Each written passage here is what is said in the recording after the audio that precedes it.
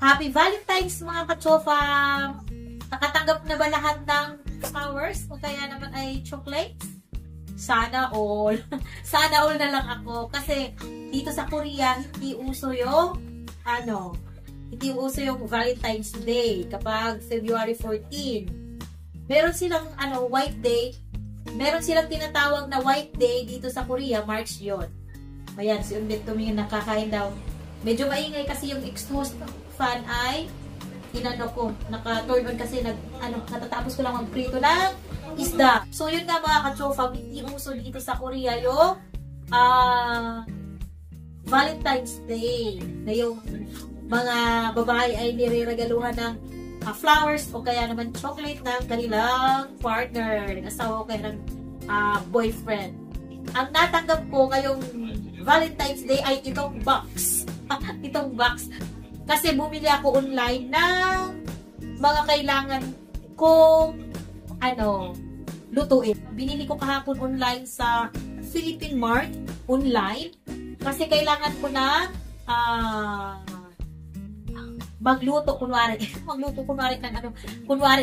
kasi hindi ako mahilig magluto. Nagawa kasi ako ng article, magsusulat ako ng article about Philippine traditional foods.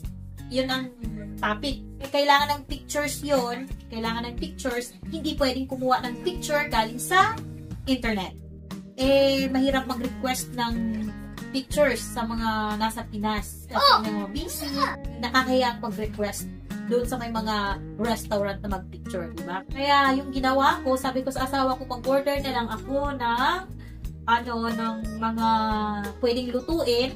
Ako na yung magluluto. Makapag-picture din ako.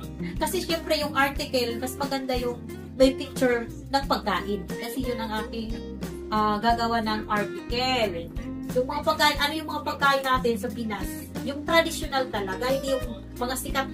Marami namang masasarap na pagkain sa Pinas. Pero yung sinaunang panahon pa talaga na yung mga parte ng ating kultura. Yun ang aking gustong gawa na article. At ipapasa na agad sa Lunes. Hindi ba ako nakagawa? Hindi ba ako nakagawa? Sa ito nga, bumili nga ako na kailangan kong lutuin na makapag-picture. At syempre, para na rin, makakain tayo kasi matagal na tayo hindi nakakatikim nito. Diba? Matagal na tayo hindi kumakain ng pagkain Pinoy. Nakakamiss naman, di ba? Nakakamiss yung pagkain Pinoy. Kaya, sabi ko, ito na lang yung gagawin ko. Yun nga lang, tamad ako magluto. Mahirapan naman tayo magluto. Mapapalaban tayo magluto. Hindi pa naman ako mahilig magluto. Mahilig akong kumain, pero hindi ako mahilig magluto. Ayan. Tignan natin dito. Natin. Ayan, pagkakaan siguro nito ay kasi may order ako frozen. Ito yung paborito ko. Dati, talaga ito yung bihon, diba? Ito yung pagkakaalala ko. Yung kapag birthday, talagang hindi nawawala yung pansit. Simula nung mga sinaunang panahon pa natin, sinaunang panahon talaga na kapag may birthday, eto di ba yung nahanda? Ngayon marami nang pwedeng ihanda, may cake na, pero noong unang panahon talaga. Di ba sa inyong lugar, ganun din ba? Uso yung pansit kapag may birthday. So pag may birthday, di ba, ito yung pansit. Kasi kasabihan ng matatanda na dahil mahaba nga yung noodles nito, magiging mahaba rin yung buhay ng celebrant. O, yun ang ating kasabihan. Kaya, yun. Ayun natin. Ito yung mga kailangan din sa pagluluto. Ayan. Ito. Ito yung namimiss ko ito. Sabay ko sa article ko, yung pagkain natin ng tuyo. Dahil tradisyon talaga, kultura natin, yung part ng kultura natin, di ba? Yung pagkain natin ng tuyo, halos, ito yung pantawid natin talaga, pantawid ng mga Pilipino sa kahirapan. O, di ba? Yung mga, hindi lang naman sa mga mahihirap. Kumakain din naman yung mga mayayaman. Pero, naman natin, bihira na. So, sabi ko, i-introduce ko rin ito kasi tayo mga Pilipino talaga, kumakain ito. Ito na yung noong mga sinaunang panahon pa, hanggang ngayon kumakain tayo nito. Dito sa ibang bansa, o sa ibang bansa, ayaw nila ng amoy nito. Introduce ko na rin para malaman nila na ito talaga, tayo mga Pinoy ay sanay tayo dito. Gusto natin ito. At sarap na sarap tayo kumain nito. Tuyo at daing, di ba? Parte ng ating kultura. Ito. Shampoo at conditioner.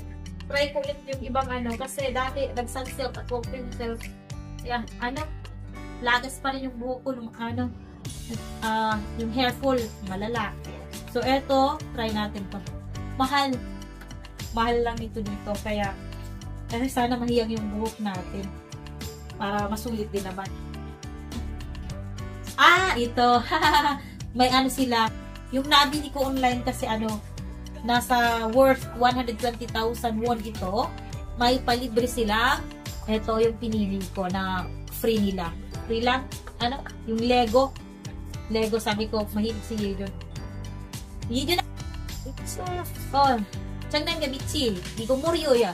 Sinigang mix. Kasi magsisinigang tayo. Sinigang. Okay. Ayan na. Ito na yung ito pa yung Silver Swan soy sauce. Walang natututik daw. Walang stock. Ayan. So, ito, Baguio beans sa atin. Yung green beans, kaya lang siya, frozen. Wala kasi silang fresh. Yung malalaki pa yung bangos. Maganda, malaki yung bangos. Magsisinigang ako. Sinigang na bangos. Diba? Tapos, ano to? Yung kalamansi. Walang fresh kalamansi. Kaya, ako na kalamansi na, frozen. Hindi siya original sa Pilipinas. Vietnam. At ito ay, ano naman ito? Shrimp. Dito na siya. Hindi siya product ng Pinas. Korea na siya. Korea. Okay. Ito pa yung ating gulay. Ito lang yung sitaw. Ay, ang lilit pala ng okra. Akala ko malalaking okra. Maliliit na okra. Mahilig ako sa okra. Talaga. Okra. Yung pirasong talong. At yung set na, ito set ng para sa pinakbet. Pakbet, set na. Buti na lang nagdagdag ako na neto kasi sabi ko baka maliit. So, ito yung aking mga pinamili na kakailanganin ko sa lulutuin ko. Bukas ko na ito lulutuin, hindi ngayon. Kasi may hinintay pa ako yung kangkong kasi wala. Meron ditong nagbibinta online ng kangkong. Doon ako bumili. Narating yun bukas. Kaya, makakapag-sinigang. Nanasipagin tayo para makaluto ng marami. Yung ko kasi plano ko is magsinigang, sinigang na bangos, pansit, magpakbet, adobo, at eto na nga, yung magprito tayo ng daing at tuyo. So, hanggang dito na lang mga ka-chofam, yung vlog natin ngayon. Maraming salamat sa inyong panunood at kita-kits tayo sa susunod na video. God bless!